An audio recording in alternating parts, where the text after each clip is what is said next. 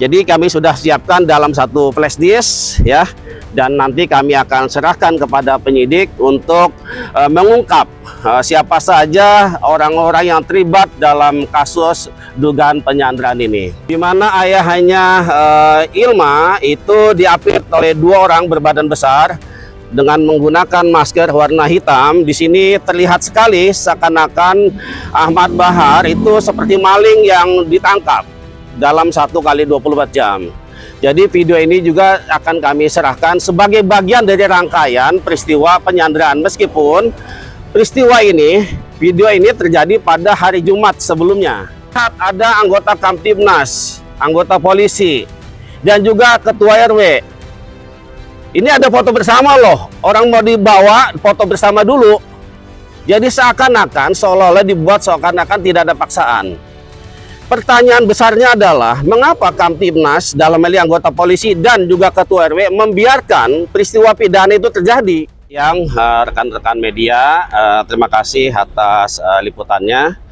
Hari ini ya, sesuai dengan surat undangan klarifikasi yang kami terima ya, bahwa hari ini akan dilaksanakan pemeriksaan atau klarifikasi terhadap saudara Ilma Sani Fitriana selaku pelapor atau korban terkait dengan dugaan tindak pidana penyanderaan dan tindak pidana merampas kemerdekaan orang sebagaimana pasal 451 junto pasal 466 KUHP sebagaimana LP kita nomor 3678. Alhamdulillah dari pihak Polda Metro Jaya sudah bergerak cepat untuk merespon atas laporan yang dibuat oleh saudara Ilma yang didampingi oleh para advokat dari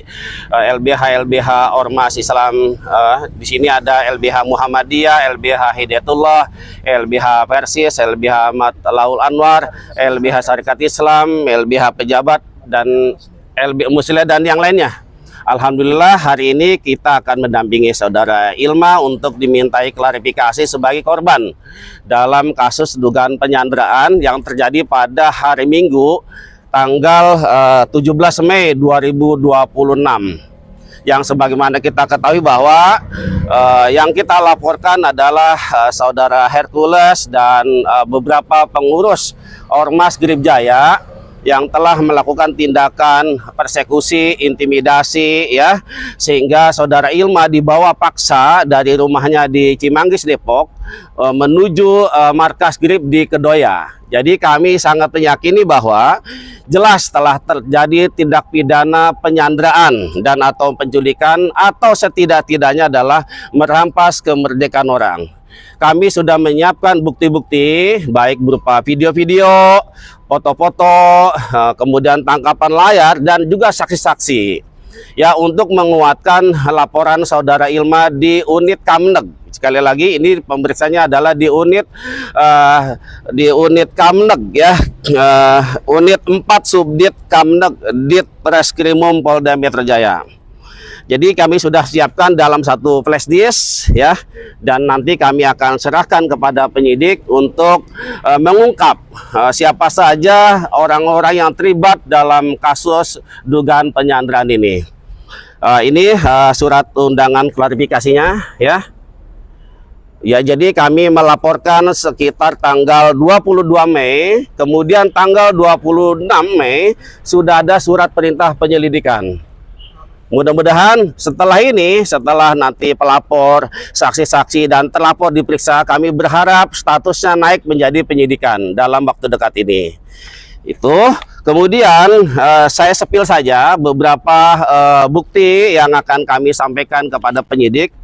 Ini adalah berupa video ini, seperti ini video, di mana ayahnya Ilma itu diapit oleh dua orang berbadan besar dengan menggunakan masker warna hitam. Di sini terlihat sekali seakan-akan Ahmad Bahar itu seperti maling yang ditangkap dalam 1 kali 24 jam. Jadi video ini juga akan kami serahkan sebagai bagian dari rangkaian peristiwa penyanderaan, meskipun peristiwa ini, video ini terjadi pada hari Jumat sebelumnya. Jadi ada mereka datang hari Jumat, kemudian sudah dijelaskan bahwa handphonenya diretas, sudah pulang, hari Minggu mereka datang lagi. Dan targetnya adalah membawa paksa Ahmad Bahar atau putrinya, kira-kira begitu ya. Kemudian ada lagi foto yang lain, ini peristiwa detik-detik sebelum Ilma dibawa. Ini.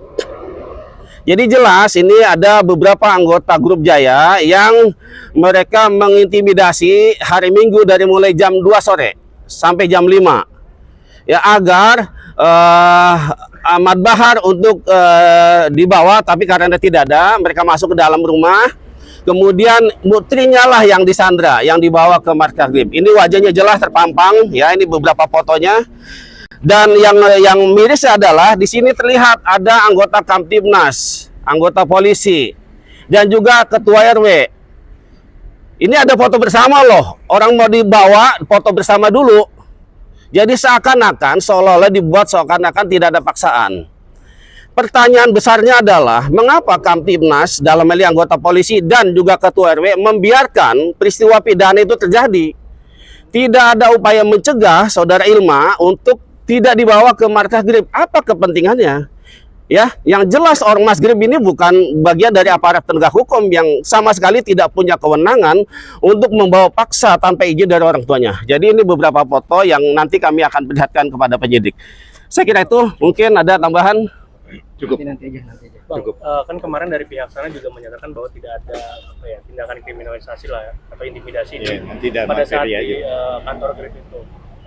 Bahkan mereka juga mengklaim bahwa mereka memberikan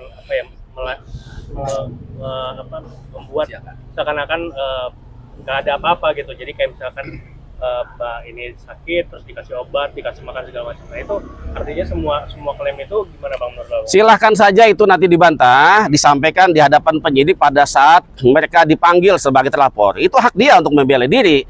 Tapi kami pun juga punya bukti-bukti, ya. Jadi kami meyakini bahwa ini telah terjadi peristiwa tindak pidana 446, merampas kemerdekaan itu. Poin bahwa terjadi ada di situ interogasi memang benar. Dalam konferensi yang disampaikan oleh Hercules beberapa waktu lalu, secara implisit sudah mengakui. Ada beberapa hal yang diakui dan ada beberapa hal yang tidak diakui. Saya kira itu bagi kami tidak ada masalah. Kami punya bukti yang kuat dan kami yakin polisi akan bertindak profesional untuk mengungkap kasus ini secara terang. Oke.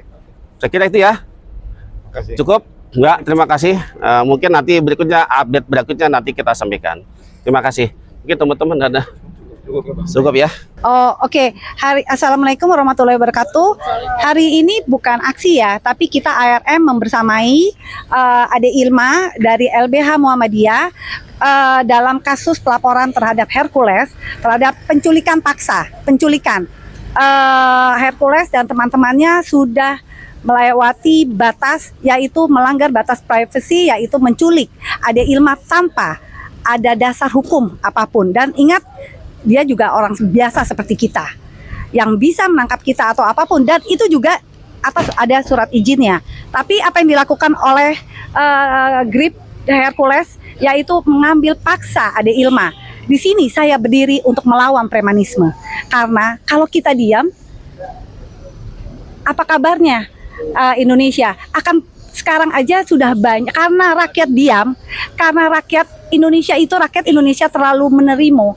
Akhirnya apa yang terjadi? Koruptor pun kita maafkan.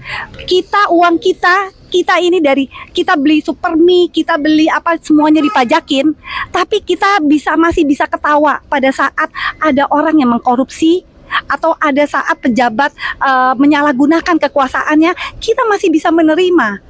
Dan kalau sekarang ini premanisme juga kita bisa terima, kita diam aja. Jangan salahkan kalau suatu waktu nanti mereka akan masuk ke rumah kita, ambil anak kita.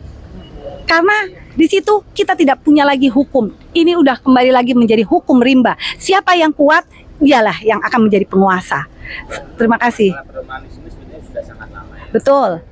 Dan kalau sampai sekarang masih terjadi, artinya kan sepertinya kepolisian ini nggak kesulitan untuk menangani. Iya. Menurut Mbak Menu sebetulnya apa sih masalah? Balik lagi, yang di belakang premanisme, preman itu biasanya adalah kekuasaan.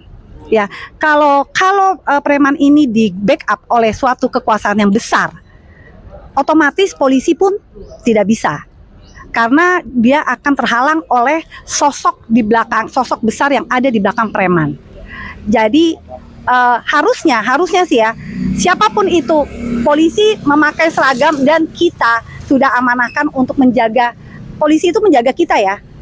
Harusnya tanpa ada, jadi harusnya dengan adanya Hercules yang berbuat salah, siapapun yang di backup oleh siapapun itu sudah salah. Jadi artinya memang di sini perlu keberanian. Kalau negara tidak hadir, rakyat aja yang harus berani. Itu aja sih. Kita tahu lah siapa yang ada di belakang Grip ya. Ya. Harapannya Mbak Menu dan ARM apa? Grip ini kalau harapan aku, jangan pernah ada seorang penguasa, kalau memang dia sudah menjadi penguasa, tidak perlu lagi tidak perlu lagi jasa preman. Untuk apa? Kekuasaan Anda itu sudah melebihi preman. Kalau memang masih memakai preman, Anda adalah pengecut. Itu aja, karena preman itu hanya memakai otot aja tanpa otak. Harapan Mbak terhadap polisi yang menangani laporannya Mbak Ilma ya? Iya. Ya apa? Pak polisi yang terhormat, kalau Anda tidak benar-benar serius menangani hal ini, walaupun Anda memakai baju coklat, anak Anda pun akan terancam suatu hari nanti akan diambil paksa oleh preman.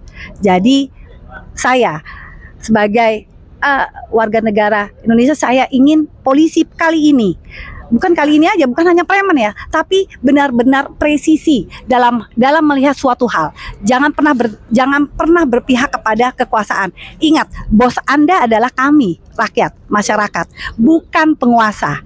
Karena kamilah melalui keringat kami membayar pajak. Untuk apa? Untuk gaji Anda semua. Itu aja dari saya. Terima kasih. Ada lagi? Oke, makasih.